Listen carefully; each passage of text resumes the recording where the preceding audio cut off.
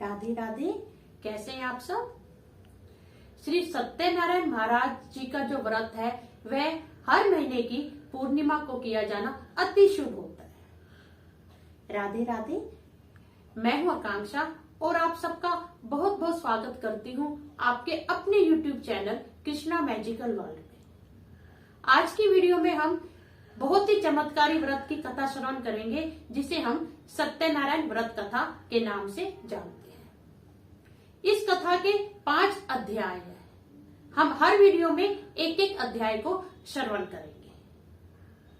इसलिए जो हमारी ये कथा है यह 5 भागों में विभाजित हो जाएगी। जो ये वाली वीडियो है इसमें हम प्रथम अध्याय का श्रवण करेंगे। कथा प्रारंभ करने से पहले सबसे पहले कथा के नियमों को जान लेते हैं। ओम गण गणपति नमः। श्री हरि विष्णु जी का ही दूसरा नाम सत्यनारायण है। इस दिन सत्य की पूजा के रूप में श्री नारायण की पूजा की जाती है। वैसे तो ये हम कभी भी संकल्प करके अपना मनोरथ भगवान जी को सुना के इस व्रत को और इस कथा को सुन सकते हैं और आयोजन कर सकते हैं। जैसे अगर आपके किसी बालक या बालिका का विवाह है तो वह विवाह से पूर्व इस कथा का आयोजन कर सकते हैं, या विवाह होने के पश्चात आप धन्यवाद स्वरूप इस जो सुंदर जो कथा है सत्यनारायण की इसका आयोजन कर सकते हैं। कभी भी कर सकते हैं, किसी भी रविवार को कर सकते हैं, एकादशी को कर सकते हैं, जब भी उनका हुक्म हो जाए और जब भी आपको अंदर से लगे कि हमें ये कथा का श्रवण करना चाहिए, आयोजन करना चाहिए, ये आयोजन आप कभी भी कर सकते हैं। परंतु कई कई दिन ऐसे हैं जो अति श्रेष्ठ होते हैं श्री नारायण की पूजा के लिए। वह दिन कौन कौन से हैं? एक तो सर्वप्रथम पूर्णिमा का दिन बहुत ही सर्वश्रेष्ठ है श्री नारायण जी की पूजा के लिए। और एक गुरुवार, क्योंकि गुरुवार जो है उसमें श्री नारायण जी ने गीता में स्वयं कहा है कि वारों में मैं गुरुवार हूं। और इसके अलावा जब भी आपका सामर्थ्य हो या जब भी आपके पास समय हो तभी आप इस सुंदर कथा का आयोजन कर सकते हैं।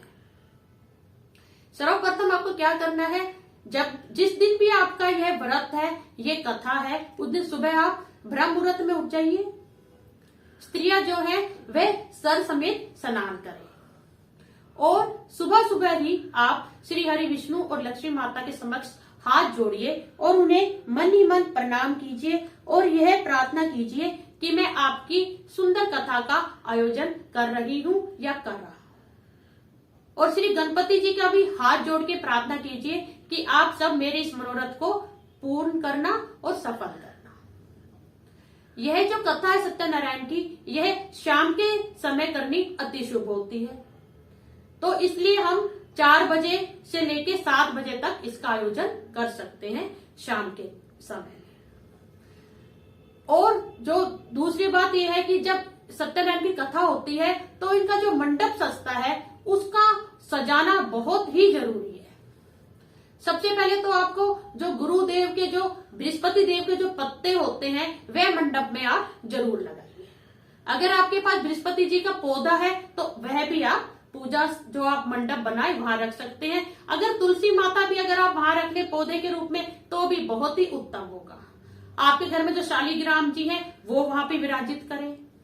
सबसे पहले जो सुंदर अपनी जो चौकी होती है वह आप स्थापित करें। उस पे सुंदर कपड़ा बिछाएं, पीले रंग का या लाल रंग का। उस पे सुंदर सी वेदी बनाएं। उसके ऊपर आप सत्यनारायण महाराज जी की, विष्णु जो है देव जी हैं, उनकी चित्र मिलते हैं, या जो आपके घर में जो ठाकुर जी हैं उन्हें आप विराजमान कर सकते हैं, चाहे वह श्री राम स्वरूप में हो चाहे श्री कृष्ण और राधा के स्वरूप में हो। और शालिग्राम जी हैं तो आप वह भी चौकी पे स्थापित कर सकते हैं। आप श्री गणपति जी को सुपारी जो होती है सुपारी के रूप में वहां स्थापित कीजिए सर्वप्रथम। और श्री गणपति जो लक्ष्मी जी को भी जो आपने जो पटरी बनाई है उस पर स्थापित कीजिए और सुंदर, बहुत ही सुंदर मंडप बनाइए। और उनके आगे एक छोटी पटरी पे नवग्रह भी जरूर बनाइए, क्योंकि नवग्रह पूजन भी होना अति आवश्यक है। जब आप नवग्रह का जब पटरी बनाए तो सफेद कपड़ा आप उस पर बिछाइए और उस पर नवग्रह की आप आकृति बनाइए। अपने जो सत्यनारायण कथा का जो है प्रसाद उसको आप सुन लीजिए कि उसमें हमें क्या क्या बनाना बहुत ही जरूरी है। आप 5 तरह के फल ले सकते हैं। फलों में केले का होना अत्यंत आवश्यक है। इसके अलावा पंजीरी, जो पंजीरी होती है, आटे को सेक के उसमें आप ड्राई फ्रूट मिला सकते हैं, केले मिला सकते हैं और शक्कर को उसमें मिला के उसे पंजीरी बोलते हैं। ये प्रसाद होना अति आवश्यक है। और एक चरणामृत। चरणामृत का यह है कि आप कच्चा दूध लीजिए, उसमें दही डालिए, गंगा जल डालिए, शहद डालिए, शक्कर डालिए और तुलसी पत्र जरूर डालिए। यह आपका चरणामृत हो गया और यह आपकी पंजीरी होगी।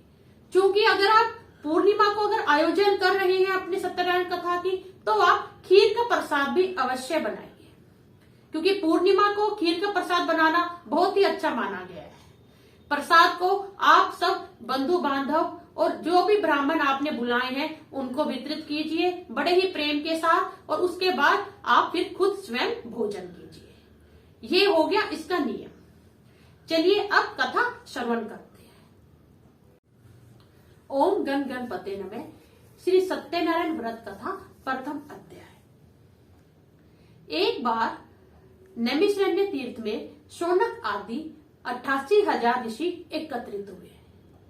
उन सब ने हाथ जोड़ के श्री सूर्य जी से प्रणाम किया और उन सब ने श्री सूर्य जी से पूछा, हे ऋषिवर, कलयुग में कोई ऐसा व्रत बताइए जिस मनुष्य को विधि विधान से पूजा करना नहीं आती हो, वह भी उस व्रत को करने से मनवांछित फल की प्राप्ति कर ले और उनका उद्धार हो जाए। कोई ऐसा तप बताइए जिससे थोड़े ही समय में मनुष्य को मोक्ष प्राप्त हो जाए और उसकी सभी इच्छाएं पूर्ण हो जाए। इस पे श्री सूर्य जी बोले, हे वैष्णव, तुमने बहुत ही उत्तम प्रश्न पूछा है। यही प्रश्न एक बार श्री नारायण जी ने लक्ष्मी नारायण जी से पूछा था और उस समय श्री नारायण ने जो भी नारद जी को उत्तर दिया था वही मैं उत्तर तुम्हारे प्रश्न को दूंगा, तुम ध्यानपूर्वक सुनो। एक बार नारद जी अनेकों लोकों में घूमते हुए मृत्यु लोक में भ्रमण करने के लिए पधारे। जैसे नारद जी मृत्यु लोक में पहुंचे, वह क्या देखते हैं कि वहां पे अनेक योनियों में जन्मे हुए मनुष्य अपने कर्मों के अनेकों दुखों को भोग रहे हैं। मनुष्यों को दुख भोगते हुए देख नारद जी का मन बहुत उदास हुआ और वे मन ही मन सोचने लगे कि ऐसा कौन सा यत्न किया जाए कि इस मनुष्यों का जीवन का दुख का अंत हो जाए। इसी प्रश्न का मनन करते हुए वे विष्णु लोक जा पहुंचे। जैसे नारद जी विष्णु लोक गए, वहां उन्होंने श्री नारायण जी की स्तुति प्रारंभ की। श्री नारायण जी के हाथों में चक्र, गदा और पद्म था और उन्होंने जयमाला धारण की हुई थी। नारद जी हाथ जोड़ के बोले, हे श्री विष्णु भगवान जी, आपकी शक्ति अपरंपार है। आपका आदि, अंत और मध्य कोई भी पता नहीं कर सकता। आपको मेरा करोड़ों बार प्रणाम है। इस पर श्री विष्णु महाराज बोले कि हे नारद, तुम किस प्रयोजन से यहाँ आए हो, तुम निसंकोच मुझसे कह सकते हो। इस पर श्री नारद जी बोले, हे भगवान, मैं अभी मृत्यु लोक गया था भ्रमण करने के लिए। वहां पे मैंने अनेकों मनुष्यों को बहुत ही दुखों से पीड़ित देखा, जिससे मेरा मन बहुत ही व्यथित है। इसलिए मैं आपसे हाथ जोड़ के प्रार्थना करता हूँ, ऐसा कोई साधन बताइए जिससे इन मनुष्यों के दुखों का अंत हो जाए। इस पे श्री हरि विष्णु बोले, हे नारद, मैं तुम्हारे प्रेम भाव से तुम्हें एक अत्यंत दुर्लभ व्रत बताता हूँ जो स्वर्ग लोक और मृत्यु लोक में मोक्ष प्रदान करने वाला है। यह व्रत मोक्ष भी प्रदान करता है और मनोवांछित फल भी प्रदान करता है। इसे सत्यनारायण भगवान का व्रत बोला जाता है। श्री हरि ने कहा, सत्यनारायण जो व्रत है, यह विधि विधान से करने से मनुष्य इस स्वर्ग लोक और मृत्यु लोक में अपनी सभी इच्छाओं को पूर्ण कर लेता है और मृत्यु लोक के जो निवासी हैं वह मोक्ष भी प्राप्त कर लेते हैं। इस पर श्री हरि विष्णु की बात सुनकर श्री नारद जी बोले, हे प्रभु, यह व्रत सबसे पहले किसने किया था? इस व्रत को किस दिन करना चाहिए? इस व्रत का फल क्या है? यह सब मुझे विस्तार पूर्वक आप कहिए। तब श्री नारायण जी बोले, शाम के समय, संध्या के समय सत्यनारायण भगवान की पूजा बंधु बांधवों और ब्राह्मणों के साथ करनी चाहिए। ब्राह्मण और बांधवों को आपको संकल्प करके न्योता देना चाहिए। इस पे श्री हरि विष्णु नारायण जी बोले कि यह सत्यनारायण का व्रत जो मनुष्य विधि और विधान से करता है, उसकी सभी इच्छाओं की पूर्ति होती है और वे अंत में मोक्ष भी प्राप्त कर लेता है। इस पे श्री नारद जी ने पूछा, हे प्रभु, यह व्रत का फल क्या है? यह व्रत सबसे पहले किसने किया था और यह व्रत किस दिन करना चाहिए? यह सब मुझे आप विस्तार पूर्वक सुनाइए। इस पे श्री हरि बोले, शाम के समय इस व्रत का पूजा हमें करनी चाहिए और यह व्रत ऐसा है, अगर हम इस व्रत को धारण करते हैं तो हमें हर जगह विजय की प्राप्ति होती है। मानव को भक्ति और श्रद्धा के साथ श्री नारायण जी की पूजा शाम को बंधु बांधव और ब्राह्मणों के साथ करनी चाहिए। श्री सत्यनारायण जी को पूजा में नैवेद्य, केले का फल, गेहूं का आटा, घी, गुड़ और दूध, ये सवाया मात्रा में चढ़ाना चाहिए। गेहूं की आटे की जगह साठी का आटा ले, गुड़ ले, शक्कर ले और भोज्य पदार्थ बना के श्री नारायण जी को सब पदार्थों का भोग लगाना चाहिए। श्री नारायण जी बोले, हे नारद, इस कली काल में अर्थात कलयुग में मोक्ष प्रदान करने वाला इससे सरल कोई भी उपाय नहीं है।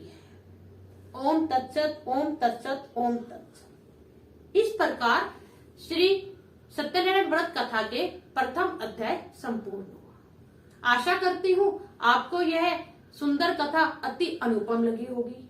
अगर आपने मेरे इस चैनल को सब्सक्राइब नहीं किया तो प्लीज कीजिए और श्री हरि कथा को दूर दूर तक शेयर कीजिए ताकि यह हरि कथाएं जन जन तक पहुंचे। अब मैं जाने की आज्ञा चाहती हूँ। अगली वीडियो में हम दूसरे अध्याय का श्रवण करेंगे सत्यनारायण कथा जी की। अब मैं चलती हूँ। जय श्री राधे, जय श्री सत्यनारायण महाराज जी की। धन्यवाद।